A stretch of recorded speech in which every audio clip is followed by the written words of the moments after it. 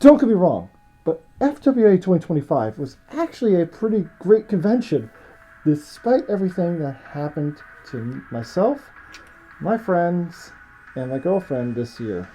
But before we get into the thick of it, please help me out by dropping a like, smashing that subscribe button, and ringing that bell to be notified when a new video is uploaded. Thanks.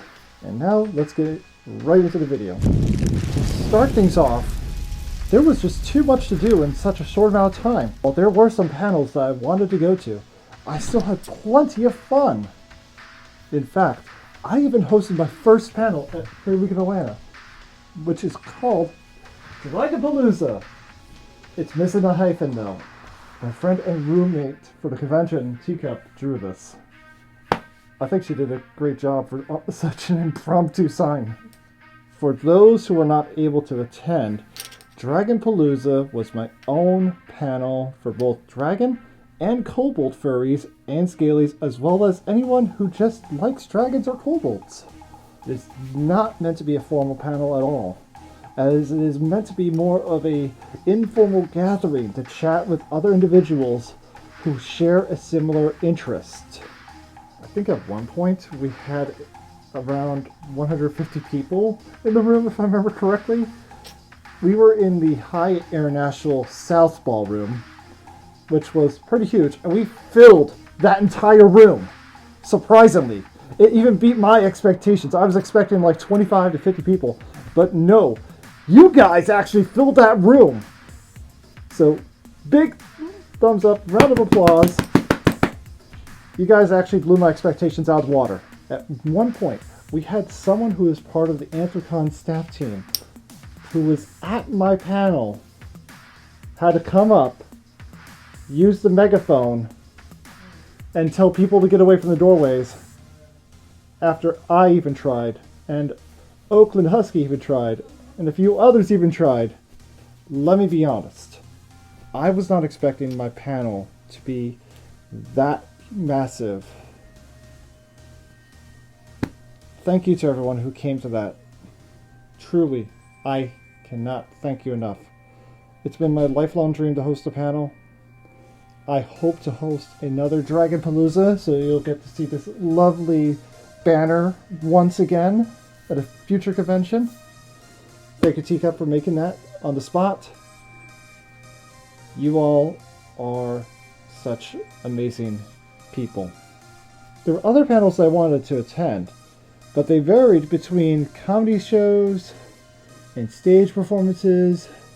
Sadly, I could not attend them because I missed out on most of them due to the fact that they conflicted with things I actually wanted to do both at and outside of the convention. I feel like the program team intended to do this because they wanted to control crowd sizes for Dealer's Den, Artist Alley, Moonlight, and other events they have going on, which is totally understandable. No hard feelings to the program team. You guys did a great job with scheduling to the best of your ability. That being said, there were a few dragon furs that I ran into that actually wanted to attend my meet, but were not able to attend due to the fact that they had to go to either Artist Alley or Dealer's Den or whatever it was. I can't really control what happens on the schedule, but as much as I would like to, I don't have that ability. Sorry. Now here is the part of the video you all probably are wondering. How were the Line Con and Elevator Con situations? Oh boy. They were actually pretty bad depending upon the day of the week. On Reg Day, Thursday, people were lined up for hours to get through registration. Even for the sponsor levels, people were lined up for at least a good 30 to 45 minutes. I have seen instances of people posting online that they waited between 2 to 4 hours to get through regular, standard registration. Then we had the virtual queue debacle. I applaud them for at least trying something new, but the way that it was just implemented was and handled was just so, I'm sorry to say this, but terrible. For example, on the first day of Dealer's Den being opened, I saw a post on the official FWA Telegram group that Dealer's Den was at capacity in the late afternoon. From what I was told, this turned people away from wanting to go to Dealer's Den or Artist Alley. I mean, if I was running a convention of this size, first and foremost, don't give Dealer's Den and Artist Alley small rooms. You will run into capacity issues immediately. Bottlenecks of people trying to get through, along with individuals with accessibility needs, trying to squeeze into a narrow aisleway is a recipe for disaster. I was pushing Toxinball, also known as Teacup, on Friday through Dealer's Den while she was in her wheelchair, and it was a nightmare. Not in the sense of me pushing her, in the sense of trying to get through the crowds. At several points, I had to stop or shout, "Excuse me, coming through," to people because there was barely any wiggle room or space to move around. Then there was a line for Moonlight Festival. Once again, another massive line. However, I'm not sure if this is true or not, but I heard some people did not even get into Moonlight Festival, which surprised even me because some of my friends told me that they were able to just walk right on in when they were in the Hilton. The weather definitely played a role as to why the line for Moonlight Festival was wrapped around the hotels. In fact, in order to get in line for Moonlight Festival, you had to go down to the lowest level of the Marriott and start the line in there. Trek all the way around the marquee level. Then, and only then, can you get to the Hilton via the Sky Bridge that was cordoned off to a very restricted two-way traffic flow. If you thought I was done with the lines, wait until you hear about the elevators. And oh boy, be prepared for this one because it is a doozy. The Marriott, for the entirety of the convention, had the worst elevator con experience, no hands down. Now they're down. Whoops. Before we go into detail, let me elaborate on how the hotel is laid out. You have the lowest level, which is the international level. On top of that is the marquee level, then you got the lobby, then you got the atrium. And then you have the hotel floors on top of that, with the exception for floor 10, which is called the Skyline Lobby, which gives you a view of, you guessed it, the Atlanta skyline. Shocker, I know. The Marriott was hollow, and inside of the Marriott was a center core pillar that had pretty much all the elevators. They were divided into 4 banks total, floors 1 through 17, floors 18 through 30, 31 through 40, and then 41 through 47. That's if memory serves me correctly, of course. On floors 46 and 47, there were rooms that people were able to apply to host room parties and get-togethers in, per the panel application form. This caused the elevators for floors 41 through 47 to get super crowded on the uppermost levels. There were also a lot of people on the Skyline Lobby, level 10, just hanging out, having fun, doing whatever they want. The people that were on floor 10 were waiting to either go down to their floor, or to the lobby, or to wherever, or go up to their floor or their final destination, whichever direction it may be. Compounded on top of that are the people waiting on the lobby, atrium, and marquee levels. All those people just waiting to go into the elevators all at once overwhelmed the system. Now, you're probably wondering, how were the crowds handled? That's the problem. They were not handled at all. There was absolutely no coordination from the contracted security team to manage the traffic flow of the elevators in the Marriott. I will go into the war stories about the contracted security team later in this video. But for now, the contracted security team hired by the convention did not facilitate the direction of traffic very well at the elevators in the Marriott. In fact, they did even a better job at the Hyatt and the Hilton, with the best performance going to the Hilton. So a round of applause to that team right there. One of the contracted security staff even told us that they draw straws to see who gets a shift at the Marriott. Many people were using the elevators at the Marriott in the way the convention staff told people not to use them. Going down to go back up, or going up to go back down. Those two issues right there were the most prevalent in the Marriott. That one of my roommates, Cheeto, went from floor 42 all the way down to floor 5, which is the level we were staying on, in his new full suit. Not once, not twice, but 5 times total. Unacceptable. Absolutely unacceptable. Just think about it, makes my rage boil.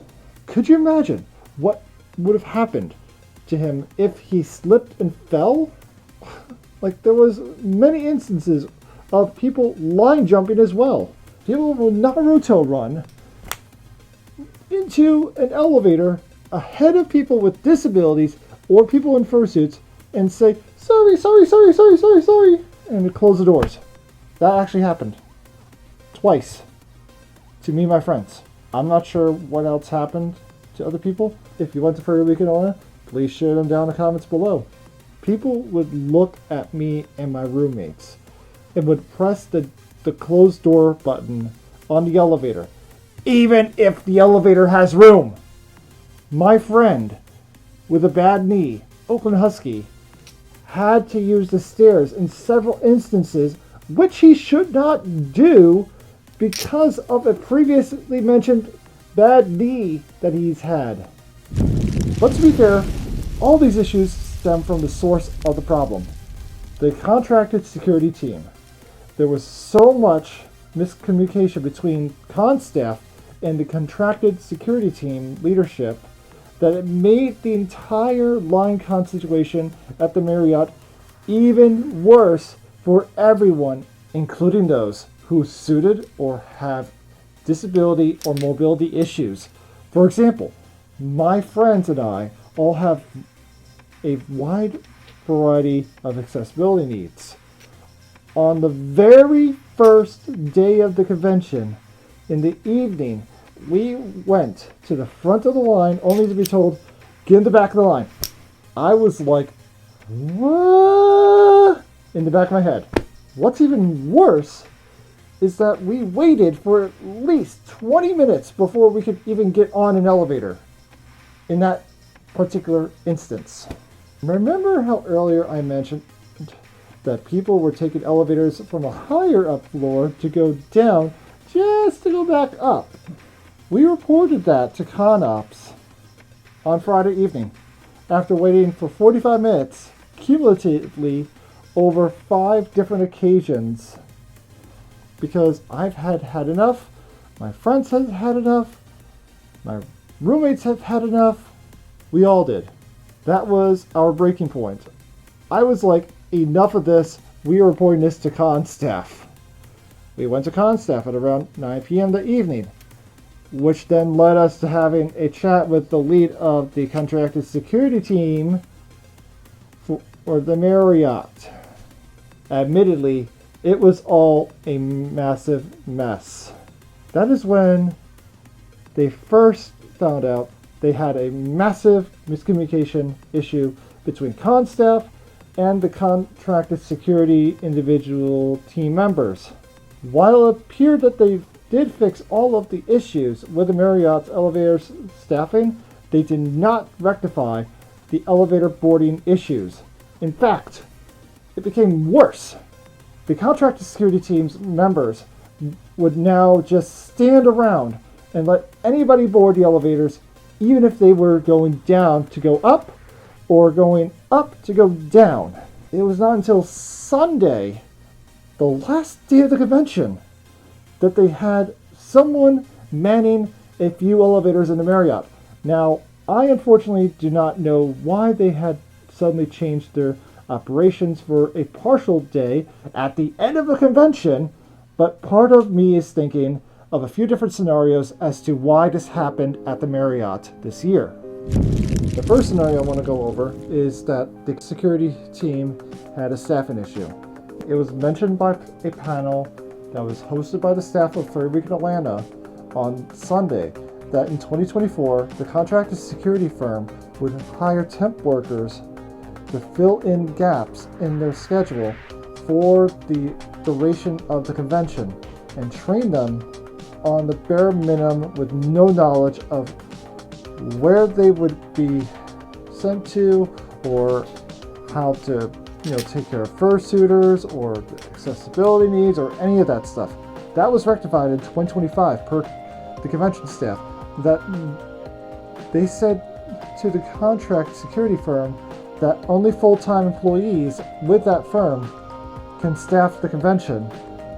Employees that knew what to do, who knew the process and procedures for handling people with accessibilities, the process and procedures for handling people in suits, and so on and so forth.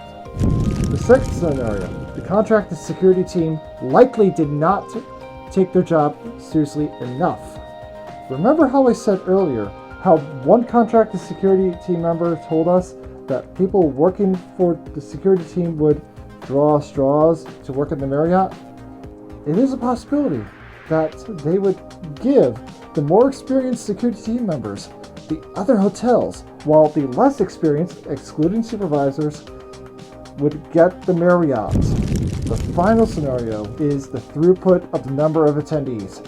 It is a clear possibility that the sheer number of people going to the skyline level or the party rooms at the top of the Marriott overwhelmed the system, on top of all the people on the atrium, marquee level, and lobby level of the Marriott Hotel. Add in the people who want to take the elevator down from their hotel floor level where they're staying at, and the people that like to futz around on the elevators because they want to go down to go up or up to go down, or just play elevator like they're a little kid pretending to be an elevator chauffeur. Floor 10, skyline lobby, and internal waiting hall for those going up and down. So what can be done to fix these issues for FWA 2026? First and foremost, when they announced that Reg and Con Store will be moving to the Portland Grand, I was ecstatic. I believe that this was the right move to take the Con Store and registration into their own building. My only concern is that it may cause a line to form in the streets of Atlanta, but I am sure that they have a way to address this at the convention next year. Now, to address the elevator issues, I feel that they just need to have someone manning the elevators at all times, regardless. Not someone stepping outside and just, twiddling their thumbs all day. No. They need people manning those elevators to control the traffic flow, so that way people are not going up to go down or down to go up. Unacceptable behavior from people that were just doing that at the convention. My next requested change is to make sure that the contracted security team is fully up to date with the procedures of the convention by meeting with the con staff each day about what is expected and what is to be done. I feel that constant and consistent communication from the top down will give the desired change of providing a security team that does not tell fursuiters to use the stairs, mobility impaired individuals to wait at the end of the line, or even leave elevators unmanned to let the populace do anything they want on the elevators. Switching gears back to the convention. I had a massive mental breakdown, and it was nothing like I've ever had before. I had a massive mental breakdown for the first time in ages. It was Saturday at 6 in the evening, and my girlfriend and 2 of my roommates were hungry. I suggested, hey, wait a minute, I have those Domino's gift cards in my wallet. Who wants pizza? Everyone said yes. I ordered a cheese pizza and breadsticks via the Domino's app, like any normal modern person would do. And I used up one of my 3 gift cards that I got for Christmas 2 years ago. Plus, on top of that, I used 60 of my Domino's points towards a free pizza. I thought Domino's usually doesn't have any issues, and if they're late, the app would inform me. Boy, was I wrong. Oof. Domino's in Atlanta failed me miserably. Oakland Husky, my girlfriend, and I all went downstairs to the lobby entrance to wait for the delivery driver to show up. I watched the delivery tracker show the car approaching the hotel at the back entrance and then stopping at that hotel entrance. Suddenly, I get a ping on my phone telling me, your order has been delivered. I went, huh? What? What?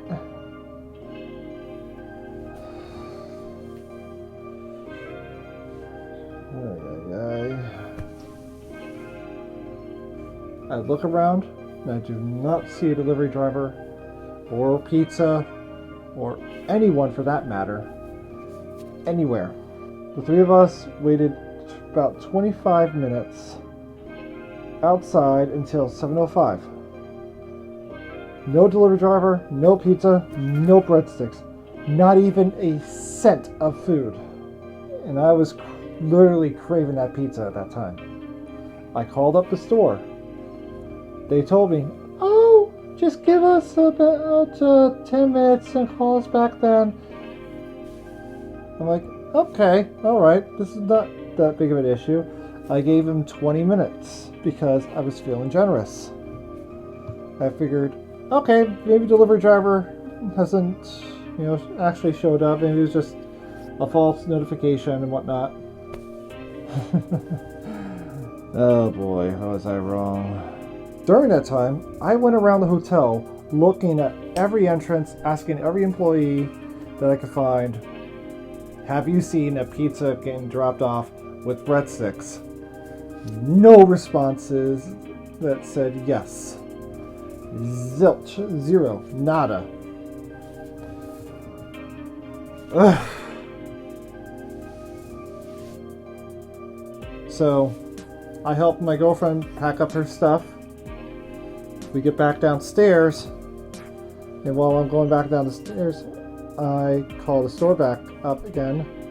It took them until about 7:40-ish to pick up the phone. From the time I called them at 7:30. Once I get off hold, silence on the other end. I was like, hello? I've been waiting for an hour and I still have not gotten my delivery. And it says on the app that it was delivered, but the guy cuts me off and says, yeah, all the delivery drivers are currently busy right now. It's going to be about, another hour or 2 until your delivery arrives to you. I was dumbfounded. No, not dumbfounded. I was furious, but also speechless. Oh. Okay. Thanks. In the back of my head, my brain started repeating everything that I went through. kid, as a teen, was what my parents and younger family members hammered in my head in that part of my life. I cannot get that money back. I wastefully spent money. I can't get a refund. I fucked up. I fell for another scam. I cannot do anything right. I am super lazy. I am nothing but a waste of time. I'm an inconvenience to my friends. I made myself look like a fool. I always mess things up. I ruined good memories and moments. I ruined a great trip. I ruined dinner. All of those memories of pain, hurt, anger, sorrow, regret, fear, tension, and depression.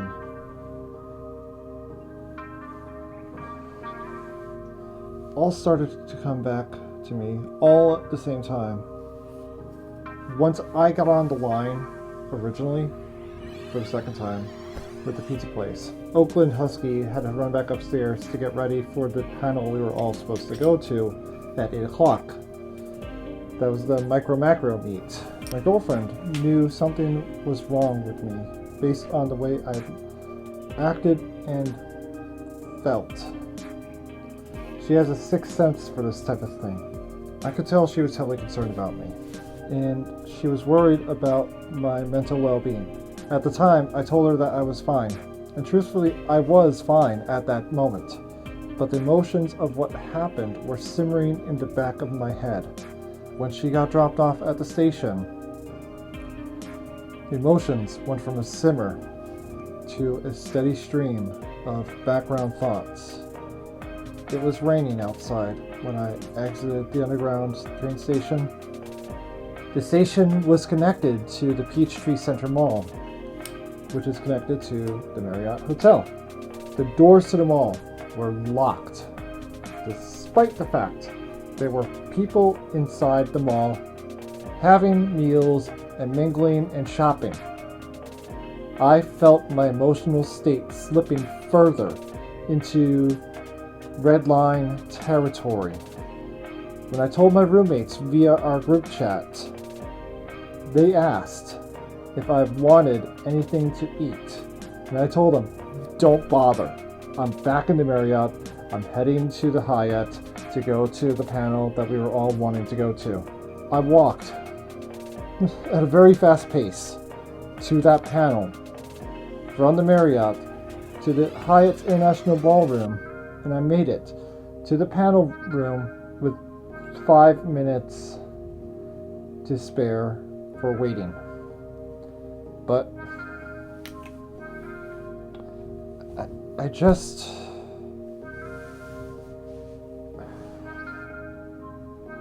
felt like I just couldn't, or I didn't feel like wanting to go to that panel.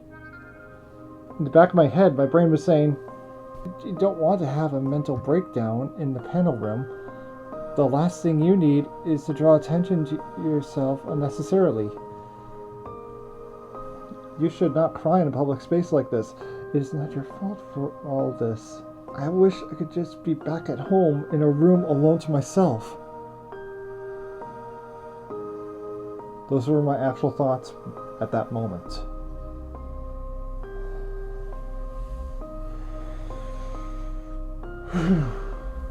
And then I felt my mental collapse happen, as if the floodgates were about to open.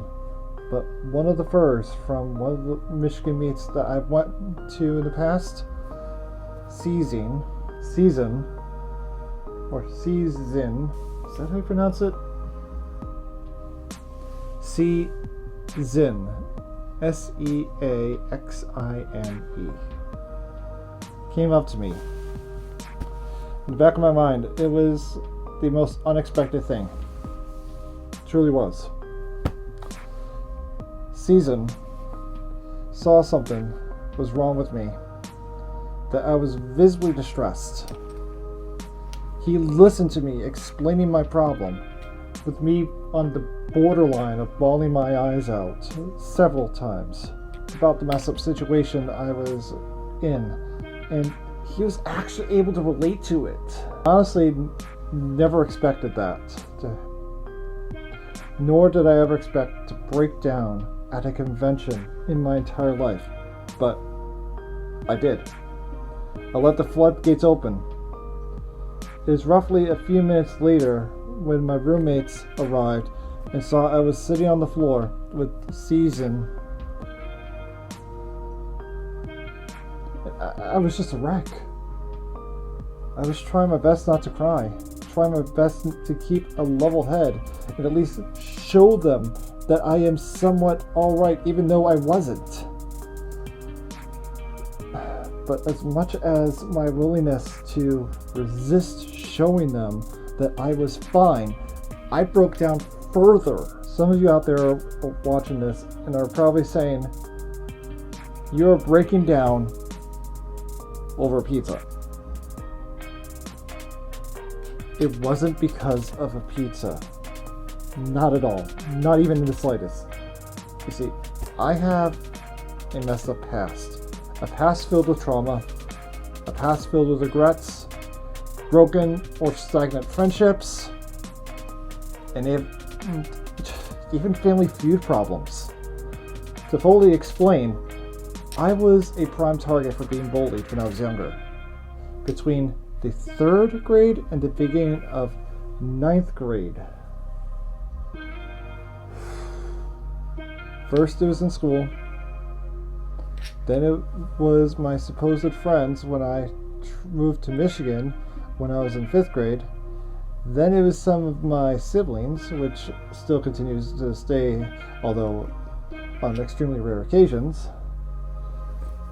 I've just been generally known as a kind, caring, and compassionate individual who is very respectful to others, and yet I keep getting trampled on moment after moment after moment by people walking all over me.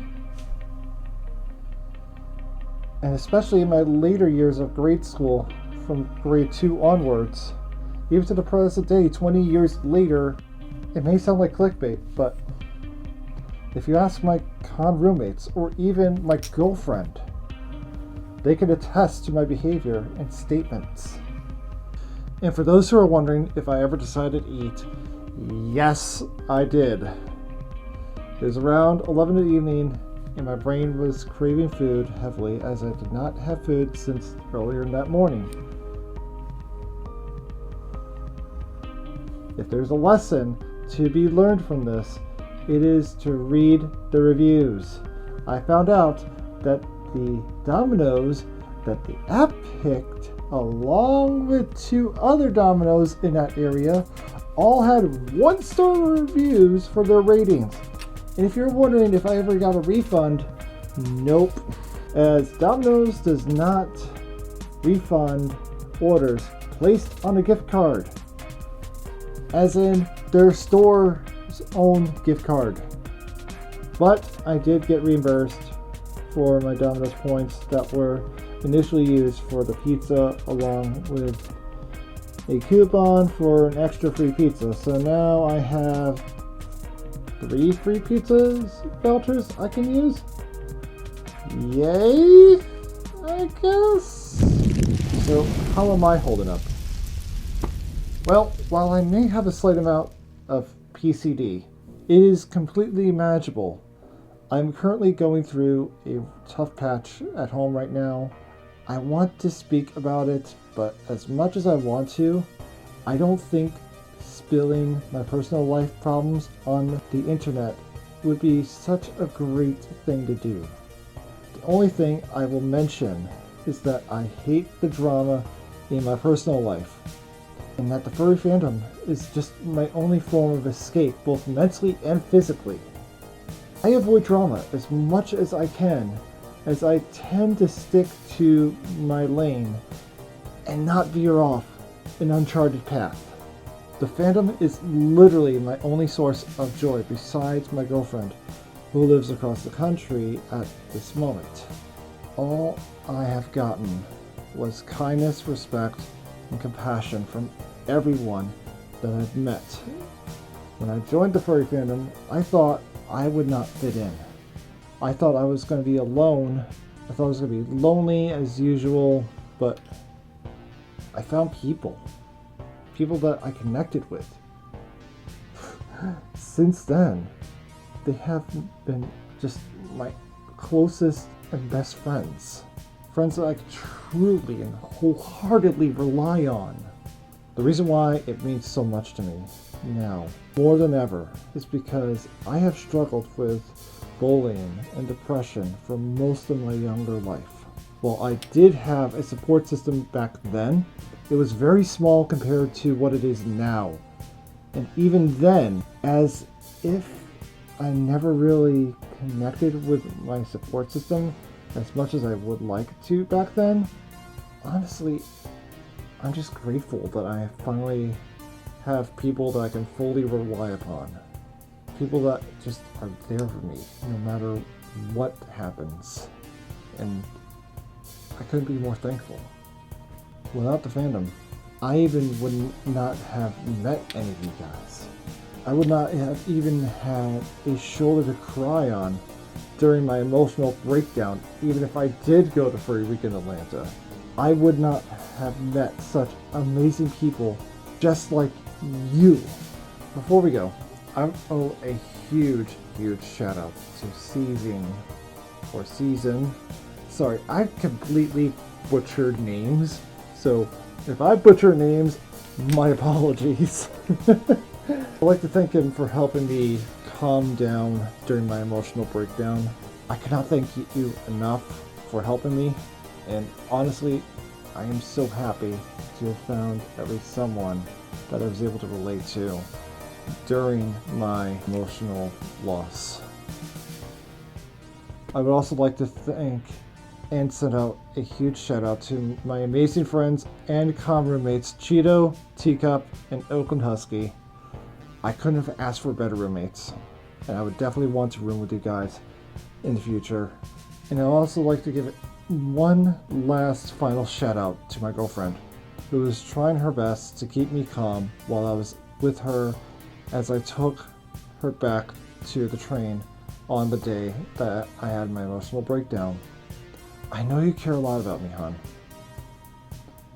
And I would honestly love to try our luck with Furry Weekend Atlanta again in the future. Perhaps even for the full duration of the convention this time. Thank you, everyone, so much for watching. Please take care of yourselves. I am Aerith Dracenfeather, and I will see you in the next video. See ya!